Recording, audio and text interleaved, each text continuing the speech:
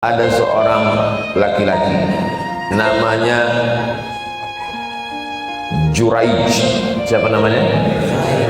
Juraij. Juraij ini tinggalnya di Saum'ah. Saum'ah itu zaman dulu tempat ibadah.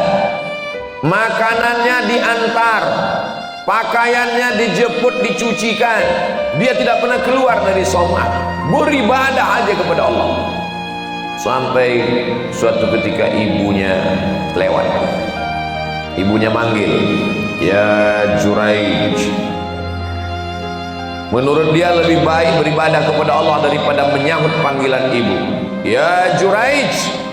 Menurut dia lebih baik beribadah kepada Allah daripada menyambut seruan ibu. "Ya Juraij." Dia tidak menyahut, dia tidak bergeming. Sampai akhirnya ibunya berkata, "Allahumma la tumithu hatta turihi wujuhal mumisat." Ya Allah, jangan matikan Juraij sampai matanya melihat wanita tunasusila.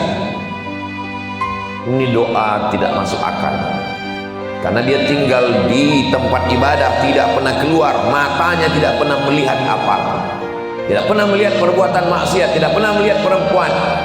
Tapi ibunya berkata, saking gondoknya, saking marahnya, "Jangan matikan Juraij sampai matanya melihat wanita tunasusila." Disitulah kehebatan doa seorang ibu. Apa yang terjadi? Tak lama setelah itu ada seorang perempuan pengembala kambing hamil. Ketika ditanya, "Hei perempuan pengembala kambing, siapa yang menghamilimu?" Perempuan itu menjawab, "Juraij."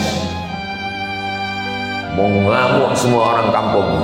Mereka datang ke tempat ibadah Saum'ah Juraij. "Juraij, ternyata kamu selama ini beribadah di dalam Saum'ah. Ini hanya kedok saja. Keluar!" Juraij dipaksa keluar. Yang memaksanya waktu itu Babinsa dan Babin Kaptipmas. Saya sebetulnya di dalam itu nggak ada, cuma pas lihat Pak polisi jadi. Akhirnya Juraij dibawa keluar, tempat ibadahnya diratakan dengan tanah. Mereka akan membunuh, memancung Juraij karena sudah berzina. Juraij berkata, kata Juraij, "Kalau kalian mau membunuh saya, tunggu anaknya lahir." Oke. Setelah anaknya lahir, Juraij menusuk pusat perut anak itu dengan ujung jarinya dan berkata, "Ya hulam, wahai anak kecil, man abuka?" Kalau bahasa kampung saya, "Who is your father?" "Man abuka?" Siapa bapakmu? Anak itu menjawab, "Ra'il ghanam." Bapak saya koboi. Ko sapi, boy laki-laki, koboi pengembala sapi. Jadi jangan bangga kalau nanti disebut, "Kamu kelihatannya seperti koboi." Bangga. Koboi itu penggala sapi, ngangon sapi. Siapa bapakmu? Pengembala sapi.